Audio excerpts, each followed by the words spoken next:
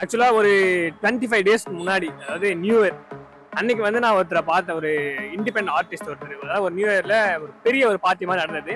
அதுதான் first time நான் meet பண்றேன்.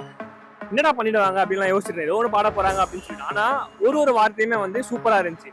எல்லாருக்குமே தெரியும் அவரை. குல்ஃபி ப்ரோ தான் எங்களை மாதிரி சிங்கிளுக்கான வேலண்டைன் ஸ்பெஷல்.